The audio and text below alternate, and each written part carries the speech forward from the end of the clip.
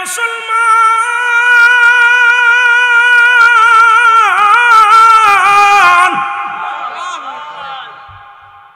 মুসা আলাইহিস সালাম ডাকতে বলে, আজরাইল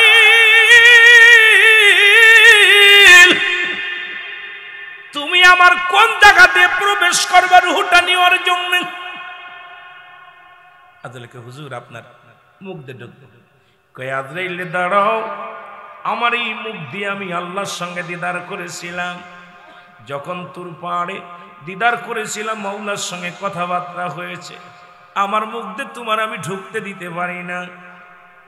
আজরাইল কয়, হুজুর আপনার নাক দিয়ে ঢুকবো। কোন জায়গা দিয়ে? নাক দিয়ে। মুসা আলাইহিস সালাম ডাকতে বলে, আজরাইল দাঁড়াও, আমার এই নাক দিয়ে আমার মাওলা যেদিন আমার সঙ্গে দিদার দিছিল গো, আর সেই রাত চলে আজকে আমার নবীর সঙ্গে দিদার হয়েছে, ঠিক কিনা? কিন্তু বাবার ওদিকে তো যাইতে পারো না, তবু দেখা যাক আগানো যায় কিনা। যে কথা বলতেছিলাম, মুসা নবী বলে, আজরাইল রে, আমার আল্লাহ যখন আমার সঙ্গে দিদার দিল গো, তখন আমি একটা ঘিরান পেয়েছিলাম, জান্নাতি ঘিরান। আমার আল্লাহ তাআলা ওই নূরের মধ্যে থাকিয়া, তাজাত পর্দার মধ্যে থাকিয়া যখন কথাবার্তা হয়েছিল, ওই নূরের একটা তাজাল্লি ঘিরান আমার নাকে আসে, আমার নাক দিয়ে তোমার ঢুকতে দিতে পারি না। আজরাইল, আজরাইল কয়, হুজুর তাহলে আপনার চোখ দিয়ে ঢুকবো। আমার নবী মুসা আলাইহিস সালাম ডাকতে, আজরাইল দাঁড়াও, আমার নাক আমার চোখ দিয়ে তোমার ঢুকতে দিতে পারি না, কারণ আল্লাহর সঙ্গে যখন দেখা হয়েছিল আমি আমার নূর, আল্লাহর নূরের তাজাল্লি চোখ দিয়ে দেখছি, সুতরাং আমার চোখ দিয়েও তোমার ঢুকতে দিতে পারি না। জোরে জোরে চিল্লায় বলা যাবে না মারহাবা। আজরাইল ক্ষিপ্ত হয়ে গেছে, ক্ষিপ্ত হয়ে বলছে, হে নবী মুসা, আমি আল্লাহর গোলাম, আমি আল্লাহর হুকুম তালিম করি, আমার ভালো যেখানতে লাগে সেই জায়গাতে ঢুকবো, আমার ভালো লাগবে যেখানতে সেখানে প্রবেশ করবো। মুসা নবী একটু রাগান্বিত মানুষ, সব নবীদের সেইটি একটু কড়া ছিল। মুসা আলাইহিস সালাম একটা থাপ্পড় মেরে দিয়েছে আজরাইল আলাইহিস সালাম, এত জোরে একটা থাপ্পড় মারছে, থাপ্পড় খাইয়া মুসা আলাইহিস সালামের থাপ্পড় খাইয়া আজরাইল আলাইহিস সালামের চোখ দুটো বের হয়ে গেছে। আল্লাহু আকবার, সুবহানাল্লাহ কইতেন নি? চোখ দুটো বের হয়ে গেছে। এখন চোখ দুটো পড়ে আছে আজরাইল আলাইহিস সালাম। আল্লাহকে, কি রে আজরাইল, ঘটনাটা কি? আল্লাহ, সর্বনাশ, যার কাছে পাঠাইছেন জাননি, এত দূরের কথা, এমন থাপ্পড় মারছে, এখন তো আমি কানা, চোখই দেখি না। আল্লাহ কয়, মুসার বিষয় আর জানটা নিতে চাইস না, আমি দেখবো, তুমি চলে আসো তাড়াতাড়ি। মুসা আলাইহিস সালামের কাছ থেকে আজরাইল আলাইহিস সালাম চলে গেছে। ইমানদারের পাওয়ারের কথা বলতে যায় আমি মুসা আলাইহিস সালামের কাছে চলে গেছি। তো এই জন্য আপনাদেরও এইরকম ইমানদারের অনেক পাওয়ার। এই যে বসে আছেন নবীর প্রেমে এসকে দেওয়ানা হয়ে, আপনাদের অনেক দাম। কথা বলছেন, এই জন্য বোঝাতে যে আমি ওটা বোঝাই, তারপরে আপনাদের দিকে যাইতেছি। আল্লাহর কাছে যায় মুসা আলাইহিস সালাম, এই নালিশ দিতে মুসা আলাইহিস সালামের বিরুদ্ধে, আল্লাহ তোমার নবী আমারে ঢুকতে দিই নাই, মুখ দিয়ে ঢুকতে দেয়নি, নাক দিয়ে ঢুকতে দিইনি, চোখ দিয়ে ঢুকতে দিইনি। আমাকে, আমি বললাম, যখনই বলেছি যে আমি আমার হুকুম হয়েছে আমি যে জায়গাতে পারবো সেই জায়গাতে ঢুকবো, তখন একটা থাপ্পড় মারছে, থাপ্পড় খেয়ে আমার চোখ দিয়ে কানা হয়ে গেছে। আমার আল্লাহ বলতেছেন, হে আজরাইল দাঁড়াও। আজরাইল, যেহেতু আমার নবী সমস্ত নবীদের চাইতে আমার মুসা আলাইহিস সালামের একটু মেজাজ কড়া, আমার সব নবীদের চাইতে আমার মুসা একটু রাগান্বিত বেশি, ঠিক আছে, আমার বন্ধু যেহেতু তোমাকে মারছে, আমি তোমার চোখ দুটো ভালো করে দিচ্ছি। আল্লাহ পাক চোখ দুটো আজরাইল আলাইহিস সালামের ভালো করে দিলেন। ভালো যখন হয়ে গেছে মুসা আলাইহিস সালাম, এখন আজরাইল আলাইহিস সালাম বলতে, আল্লাহ আমাকে হুকুম দেন, আমি আজরাইল জান কবাজ করতে যাব। আল্লাহ বলেন, না, তোমার জান কবাজ করা লাগবে না, ওর কাছে যাওয়া লাগবে না, আমার বন্ধুর কাছে যাওয়া লাগবে না, ওটার সমাধান আমি দিব। সুবহানাল্লাহ বলেন না? আমি দেখতেছি, পরে দেখতেছি। আমার আল্লাহ পাক জানিয়ে দে, হে নবী মুসা, আপনি বলেন আপনি কতদিন থাকতে চান? একটা মেশির গায়ে যতগুলো পশম আছে, এত 100 বছর যদি আপনি দুনিয়ার মধ্যে থাকতে চান, আপনাকে রাখা হবে। আপনি যত হাজার বছর থাকতে চান, ততদিন পর্যন্ত আপনাকে দুনিয়ার জিন্দেগিতে রাখা হবে। আমার নবী মুসা আলাইহিস সালাম বলতেছে, আল্লাহ এরপরে কি হবে? এরপর আপনার মরণ হবে। আল্লাহু আকবার বলেন। নবী মুসা আলাইহিস সালাম বলে, আল্লাহ এতদিন হায়াত পার পরও যদি আমার মরণ লাগে, দুনিয়ার জিন্দেগি থেকে বিদায় হওয়া লাগে, তাহলে আর কষ্ট করে ইবাদত করব না, কষ্ট করে এত কষ্ট করে কাম কাজ করা লাগতো না, ইবাদত বন্দেগি করব না আল্লাহ। তবে একটা মাত্র দাবি, যেহেতু চলেই যেতে হবে, 2000 বছর হোক, 1000 বছর হোক, 500 বছর হোক, 50 বছর হোক, যেহেতু তোমার কাছে চলেই যেতে হবে, বিদায় নিতে হবে, থাকার জায়গা নাই। তবে যাবার আগে গো আমার আল্লাহ, একটা বার আমি মুসা শেষবার এই বুড়া বয়সে আর একবার আপনাকে দেখতে চাই। জোরে জোরে চিল্লায় বলা যাবে না মারহাবা। একবার আপনার সঙ্গে দিদার করতে চাই। আল্লাহ বলেন মুসা রে আয়, চলে আয়, তোর পাড়ে চলে আয়। মুসা আলাইহিস সালাম, ও মুসলমান শোনো, তুর পাহাড়ে অনেক কষ্ট করে লাঠি ভর দিয়ে বুড়া মানুষ অনেক কষ্ট করে উঠলেন। আল্লাহর সঙ্গে দেখা হয়, আল্লাহর সঙ্গে কথা হয়। মুসলমান শুনে নাও, আমার আল্লাহ তাআলা প্রতিটা নবীকে এক একটা নিয়ামত স্পেশাল দান করেছে। প্রতিটা মানুষ, প্রতিটা নবী দোয়াটা করে দুনিয়ার মধ্যে হাসিল করে নিছে। একমাত্র আমার নবী দুনিয়ার মধ্যে এই দোয়াটা করেন নাই। এই দোয়াটা করবে ইয়াউমুল কিয়ামতের ময়দানে, উম্মতের জন্য পার্সোনাল দাবিটা করব আল্লাহর কাছে। আল্লাহ সব নবীকে তো দিয়েছিলেন, সবাই তো নিয়ে নিছে, আপনি আমাকে দিয়েছিলেন যে একটা পার্সোনাল তোমাকে নিয়ামত দান করব। হাবিব বলো, এইটা আমি আজকে কিয়ামতের ময়দানে আপনার কাছে দাবি করব। এই জন্য উম্মতের কান্ডারি দরুদ নবীর যার তুলনা হয় না, জোরে জোরে বলো ঠিক কিনা। আমার ভাইরা, আমার বন্ধুরা, আমার শুনে নাও, আল্লাহর সঙ্গে মুসা আলাইহিস সালামের আলাপ হয়। এক পর্যায়ে মুসা আলাইহিস সালাম বলে, আল্লাহ গো, আমি বিদায়, আমার বয়স শেষ, না জানি কখন মারা যায়। যাবার আগে আমি বনি ইসরায়েলদের জন্য আপনার কাছে একটা নিয়ামত চাই। আমার বনি ইসরায়েল যত জনগণ আছে, যত মাকলুকাত আছে গো আল্লাহ, তাদের কিছু খাবারের ব্যবস্থা করে দিবেন, তারা যেন কষ্ট না পায়, অনাহারের জন্য না থাকে। আমার আল্লাহ বলে, মুসা রে তুমি যাও। মুসা আলাইহিস সালাম রওনা হয়ে গেলেন। আবার পিছন থেকে আল্লাহ ডাক দেয়, মুসা দাঁড়াও, তোমার হাতে কি কয়? লাঠি। ওই লাঠি দিয়া পাহাড়ের উপরে একটা বাড়ি মারো। মুসা আলাইহিস সালাম পাহাড়ের উপরে একটা বাড়ি মারলেন। বাড়িটা মারার পর দেখতে পাইলেন বিশাল একটা নদী। নদী আশ্চর্য হয়ে গেলেন, পাহাড়ের মধ্যে নদী এলো কই থেকে? মুসা নবীর আল্লাহ ডাক দে বলে, মুসা রে ওই লাঠি দিয়ে আর একটা বাড়ি মারো নদীর মধ্যে, পানির মধ্যে। মুসা আলাইহিস সালাম একটা বাড়ি মারলেন। বাড়ি মারার পর একটা পাথর ভেসে আসতেছিলেন, বড় একটা পাথর দেখতে পাইলেন। মুসা আলাইহিস সালাম কাল্লা, পাহাড়ের মধ্যে নদী, নদীর মধ্যে পাথর। কয় মুসা রে পাথরের মধ্যে একটা বাড়ি মারো। পাথরের মধ্যে যখন বাড়ি মারলেন, ওই পাথরের মধ্যে থেকে একটা হরিণের ছানা বাইর হয়ে আসলেন। জোরে জোরে বলো মারহাবা। এই হরিণের মুখের মধ্যে তাজা ঘাস, সুবহানাল্লাহ, হরিণের মুখের মধ্যে খাবার। মুসা আলাইহিস সালাম বলে, কি আশ্চর্যজনক। আমার আল্লাহ বলে, শুনে নাও রে মুসা, আমি আল্লাহ এই পৃথিবীর সমস্ত মাকলুকাতকে খাওয়ায়। আসমান জমিনের মধ্যে যত মাকলুকাত আছে, কোথায় পাহাড়ের মধ্যে, কোথায় পানি, পানির মধ্যে পাথর, পাথরের মধ্যে হরিণ, ওটাকেও আমি তাজা ঘাস খাওয়াই রে মুসা। সুতরাং বনি ইসরাইল, আমি স্রষ্টা আমার সৃষ্টির জন্য, আমি সৃষ্টির স্রষ্টা আমার সৃষ্টির জন্য বড় নিয়ামত। জোরে জোরে বলো মারহাবা। সব কিছু খাওয়ায়। খাওয়ায় কে? মানুষে খাওয়াইতে পারে? কে খাওয়ায়? মুসা আলাইহিস সালাম বিদায় হয়ে গেলেন। এ মুসলমান শুনে নাও, বিদায় হয়ে গেলেন মুসা আলাইহিস সালাম। পথের মধ্যে পাহাড়ি অঞ্চলে এসে দেখে 7 জন লোকে একটা কবর খোঁজে, কবর খুঁড়তেছে। মুসা আলাইহিস সালাম আস্তে আস্তে চিন্তা করে, পাশে তো কোনো বাড়ি ঘর নয়, কোনো জনবসতি নাই, এখানে কবর করে কার কবর? আস্তে আস্তে করে মুসা আলাইহিস সালাম চলে আসলেন ওখানে। এসে ডাকতে বলে, ভাইয়েরা কার কবর খোঁজেন? কয়, ভাই একজন আমাদের ভিতরে একজন মারা গেছে, তার কবর খুঁড়তেছি, আপনি যেহেতু নবী আপনিও শরীক হন। মুসা আলাইহিস সালাম খোঁজা শুরু করলেন। ওই 7 জন কোনো মানুষ ছিলেন না, 7 জন হলো আল্লাহর ফেরেশতা। মুসা আলাইহিস সালাম কবরটা নিজ হাতে, নিজের কবরটা নিজে খুঁড়লেন। এবার যখন খোঁজা হয়ে গেল, এবার আল্লাহর নবী দেখেন সুন্দর কবরখানা খোঁড়া হয়ে গেছে, খোঁজা হয়ে গেছে। এবার ফেরেশতারা ডাকতে বলে, আল্লাহর নবী মুসা, বেয়াদবি মনে করবেন না, যেহেতু যে লোকটা মারা যাবে, যে লোকটা এই কবরের শোবে, সে দেখতে শুনতে আপনার মতো, বডি ফিটনেস আপনার মতো, উঁচু লম্বা আপনার মতো। যদি একটু কবরের মধ্যে শুইতেন তাহলে মাপটা দেখতাম, মাপটা ঠিক আছে নি। মুসা আলাইহিস সালাম বুঝতে পারে নাই তখন ওরা মুসলমান। আমার আল্লাহর ফেরেশতারা তাকে শুয়ে দিলেন কবরের ভিতরে। মুসা আলাইহিস সালাম শুইলেন, শুইয়া কবরটার মধ্যে শুইয়া বলে, আল্লাহ এ তো অনেক ভালো জিনিস।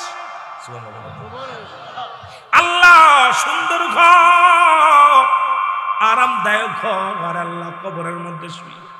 আরে ইমানদাররা কবরটা বড় আরামদায়ক, আর বেঈমানদের কবরটা বড় দুঃখী, বেঈমানদের কবরটা বড় ভয়ঙ্কর। জোরে জোরে চিল্লায়া বলা যাবে না আল্লাহু আকবার। আমার আল্লাহ ডাকতে বলে, ফেরেশতারা রে জান্নাতে দৌড়ে যাও, জান্নাত থেকে একটা আপেল নিয়ে আসুন। সুবহানাল্লাহ। জান্নাত থেকে একটা আপেল আনলেন, মুসা আলাইহিস সালামের হাতের মধ্যে দিলেন, হাতের মধ্যে দিয়া বলেন নবী ওইটা খান। মুসা আলাইহিস সালাম যখন আপেলটার মধ্যে কবরের মধ্যে শুয়া কামড় দিছে, আল্লাহ আজরাইল সুযোগ একটা পাইছিল, ঢোক তাড়াতাড়ি গালের মধ্যে। আজরাইল আলাইহিস সালাম ঢুকে গেছে গালের মধ্যে, আস্তে আস্তে করে মুসা আলাইহিস সালামের জানটা বাইর হয়ে গেছে। আমার আল্লাহ কয় ফেরেশতারা মুসা আলাইহিস সালাম উঠাও। মুসা আলাইহিস সালাম উঠানো হলো, উঠায়া তারে গোসল করানো হলো জান্নাতি পানি দিয়া। মুসা আলাইহিস সালামকে জান্নাতি পোশাক দিয়ে তার গায়ের মধ্যে কি পরানো হলো, কাফন পরানো হলো। ফের অসংখ্য ফেরেশতা জানাজার নামাজে শরীক হলো, অসংখ্য ফেরেশতারা জামাতে নামাজ মুসা আলাইহিস সালামের জানাজা পড়া হলো, মুসা আলাইহিস সালামকে দাফন দেয়া হলো। এবার আল্লাহ বলেন ফেরেশতারা রে ওই মাটিগুলো কবর থেকে মিশায়া দাও, যাতে করে বনি ইসরাইলের মানুষগুলো কবরের উপরে কোনো কি করতে না পারে, আঘাত না করতে পারে। আজ পর্যন্ত মুসা আলাইহিস সালামের কবরটা নির্ধারিত কেউ বলতে পারে নাই, তবে আমাদের ওই জায়গার মানুষেরা আন্দাজের উপরে একটা জায়গা বড় করে ঘিরে রাখছে, বলে এটা মুসা আলাইহিস সালামের কবর। এই মুসা আলাইহিস সালামের কাফন দাফন করেছিল আল্লাহর ফেরেশতা দিয়া। এই রকম দুনিয়ার মধ্যে 1000 বছরে যিনি বাঁচলেন হযরত আদম আলাইহিস সালাম, তার মরা লাগছে এই দুনিয়ার মধ্যে। কেউ দুনিয়ার মধ্যে থাকবো না, থাকা সম্ভব নয়, সব কিছু যেদিন শেষ হয়ে যাবে, জমিনটাও আল্লাহ শেষ করে দিবে। আল্লাহ বলেন কুল্লু মান আলাইহা ফান, আল্লাহ কয় বান্দারে সব কিছু শেষ হয়ে যাবে, এই জমিনটা আমি রাখবো না। এই জমিনের মধ্যে যত মাটি আছে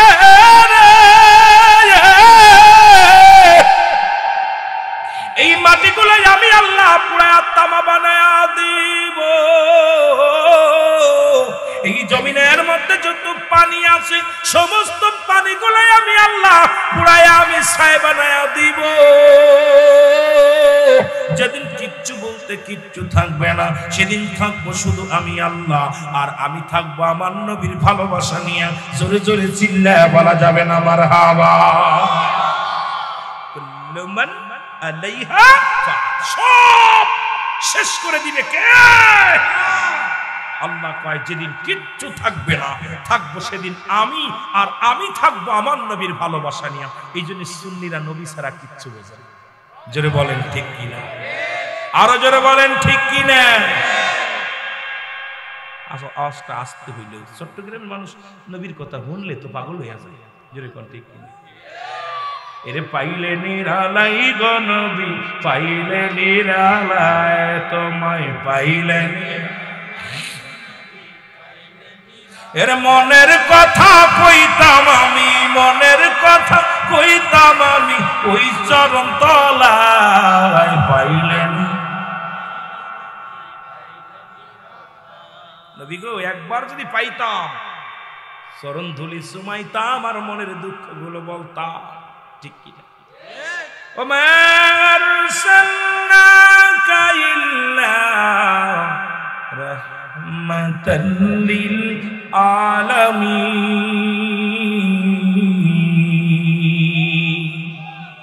নবী গো আপনি তো রহমতের ভান্ডার।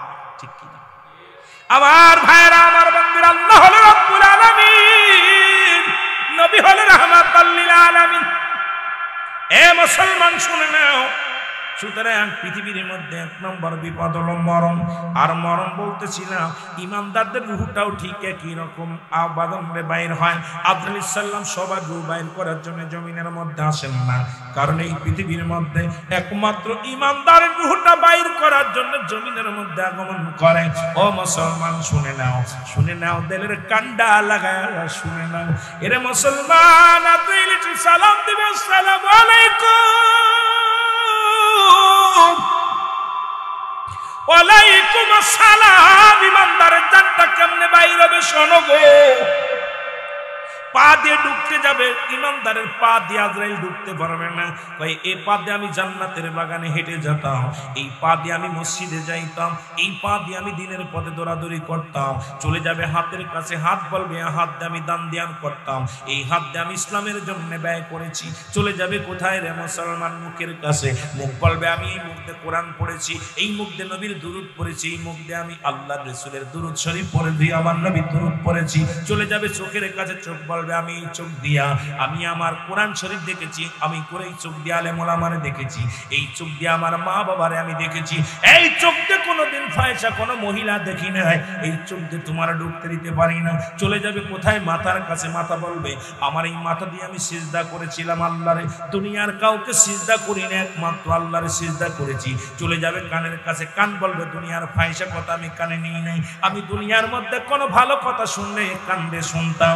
আজরাইল চলে ধর্মুখ আজরাইল সময় চলে যাবে, জানটা নিতে পারবে না। আমার আল্লাহ বলবে আজরাইল চলে যাও জান্নাতের মধ্যে, জান্নাতের ভিতরে যাইয়া 8টা জান্নাতের ভিতরে যাবে, ঘুরে নিয়ে আসবে হাতের মধ্যে, দরজার মধ্যে লাগানো থাকবে, উপরে থাকবে আল্লাহু আকবার, দরজার মধ্যে লেখা থাকবে লা ইলাহা ইল্লাল্লাহু সাল্লাল্লাহু আলাইহি ওয়াসাল্লাম। অনেক লম্বা কথা বাবা, অনেক বলা লাগবে, অত বলতে পারবো না, এই জন্য সংক্ষেপ আকারে তাড়াতাড়ি বলে যায়। এই বান্দা যখন দেখবো রে, এই বান্দা আল্লাহর জন্য পাগল হয়ে যাবে, আদম সাল্লাম তার রূহটা নিবে এত আসানে। এই মৃত্যুটা হবে কেমনে রে মুসলমান?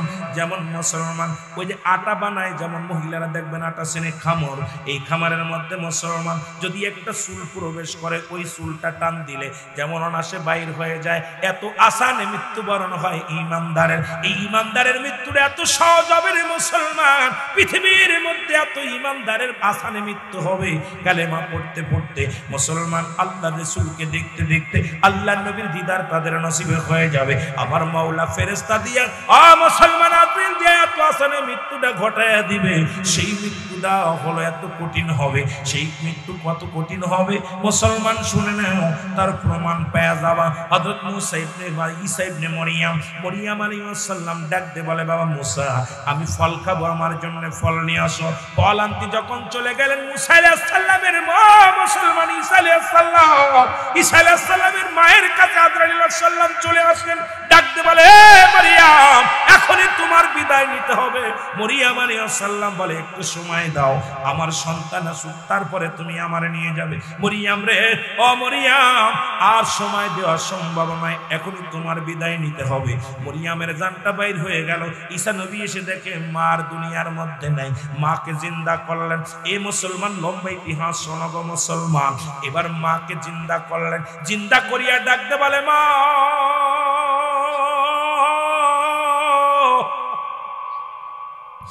ও মা, ও মা তুমি আগে বলো তোমার রূহটা কেমনে বাইর করে সাজলাই। বলে বাবারে মৃত্যু এত কঠিন, তোরে দুনিয়ার মধ্যে আসছি, তোরে আনছি, এত কষ্ট হয় নাই রে বাবা। আমার সমস্ত দেহটার মধ্যে জর্জরিত, আমার পুরো গায়ের মধ্যে যন্ত্রণা, আমি সহ্য করতে পারি না, আমি অনেক কষ্ট পেয়েছি রে বাবা। আল্লাহ আজরাইল তাড়াতাড়ি যা ঈসা নবীর মারে জানায়, ঈসা নবীরে জানায় তার মায়ের রূহটা কেমনে বাইর করেছি। আজরাইল সাল্লাম চলে আসবে ঈসা নবীর কাছে, বলবে আল্লাহ নবী গো আমি আপনার কদমের মধ্যে হাজির হয়ে গেছি। ঈসা নবী বলবে আজরাইল রে আমার মায়ের রূহটা তুমি কেমনে বাইর করেছো, জানটা কেমনে বাইর হয়েছে বলো। ঈসা নবীর কথা শুনে আজরাইল ডাকতে বলে হুজুর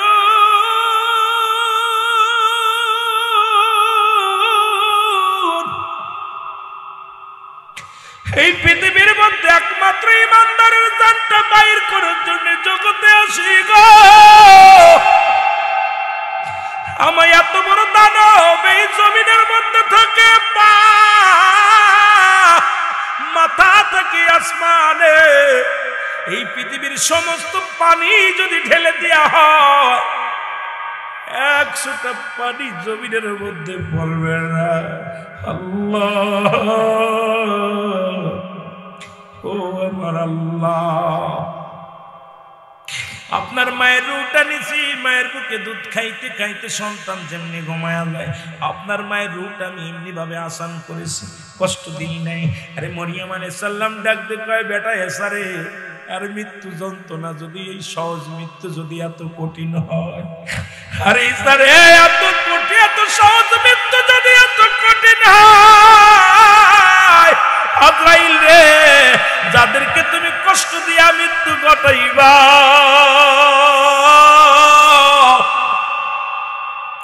যাদের মরণের সময় পায়খানা করে দেয়, যারা মরণের সময় প্রস্রাব করে দেয়, অনেকেই মরণের সময় চোখ দুটি বড় বড় হয়ে যায়, একটা হাত বেঁকা হয়ে যায়, পা বেঁকা হয়ে যায়, দেখা যায় জিহ্বা বাইর হয়ে যায়।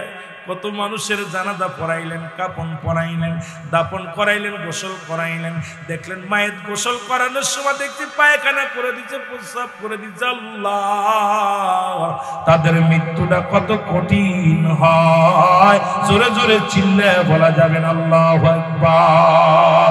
আমার মরণ শিবে কখন কেউ তো জানে না, আমার এই আমি চলে যাব, আমায় তোমরা ভুইলা যাইও না, আমি চলে যাব, আমায় তোমরা, আমার মরণ আসিবে কখন কেউ তো জানে না, আমার মরণ। টাকা পয়সা তালান কোটা জায়গা করেছি, সব কিছু ফেলাইয়া যাবি একাই চলেছি রে, আমি সব কিছু ফেলাইয়া যাবি।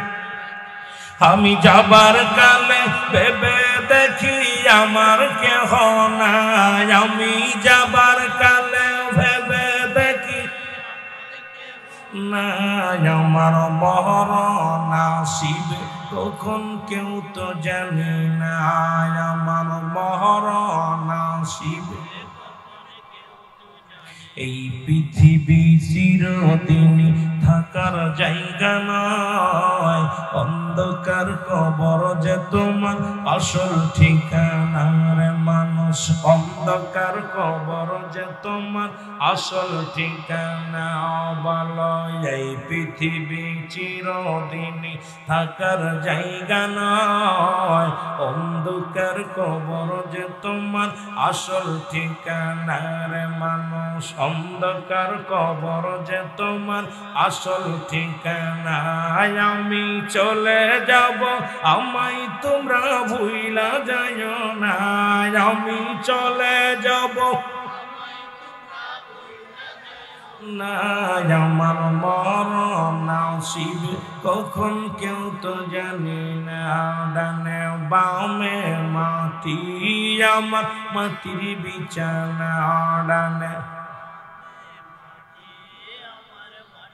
এ দুনিয়ার মুসলমান,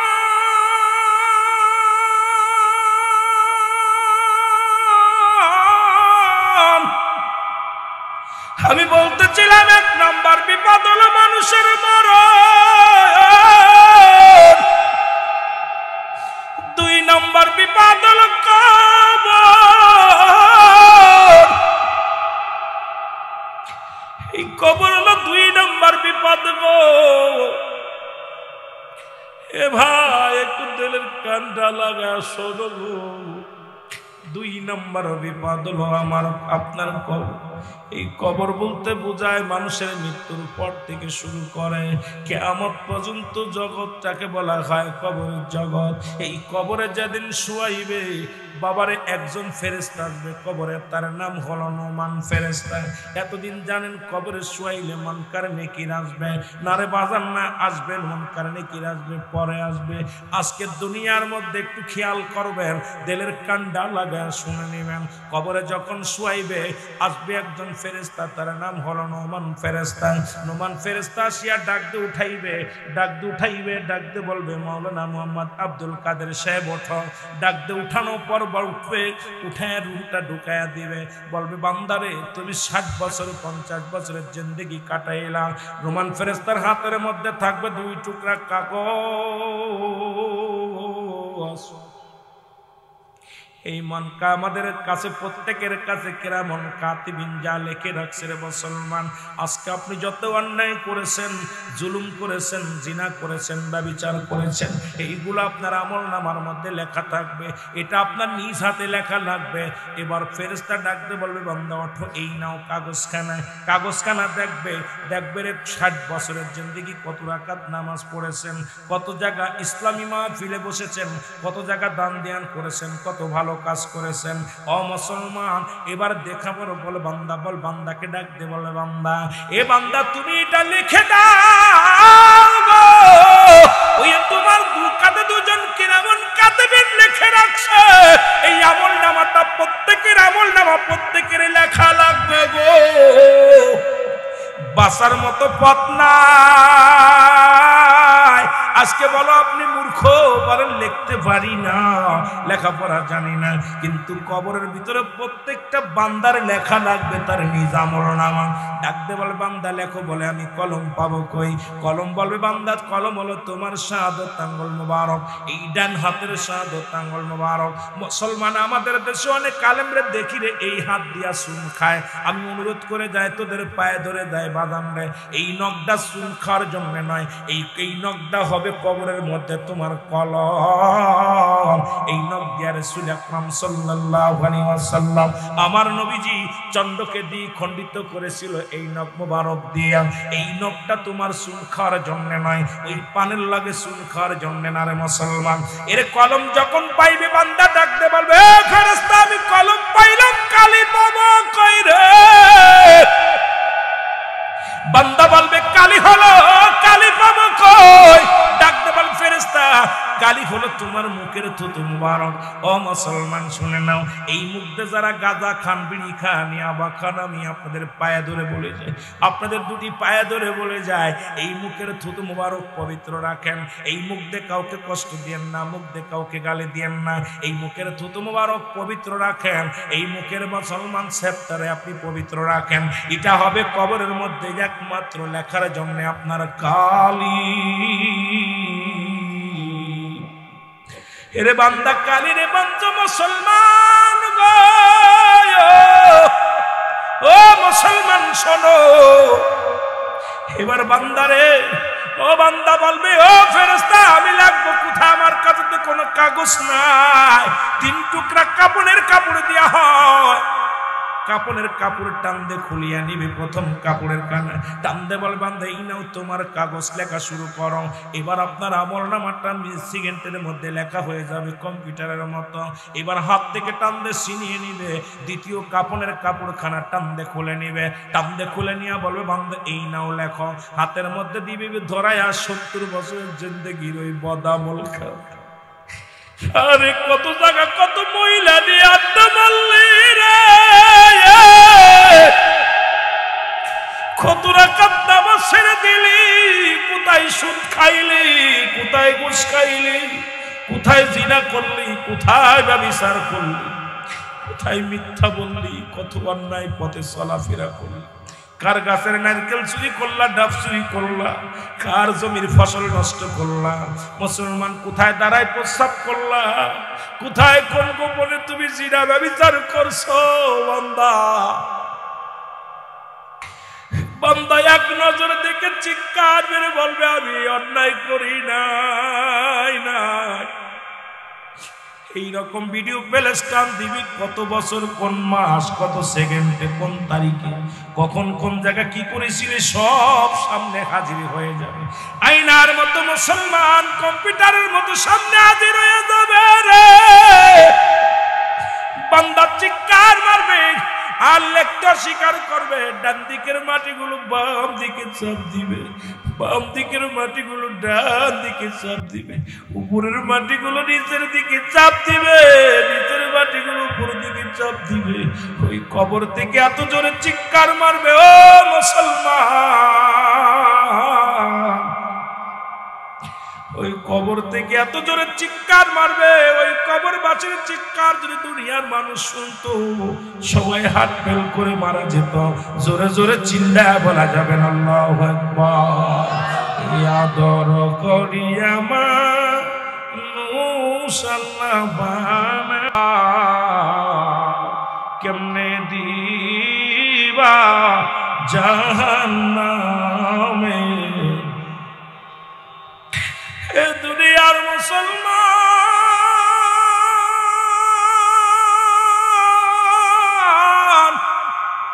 বান্দা যখন অস্বীকার করবে, অস্বীকৃতি জানাবে লেখার জন্য রে।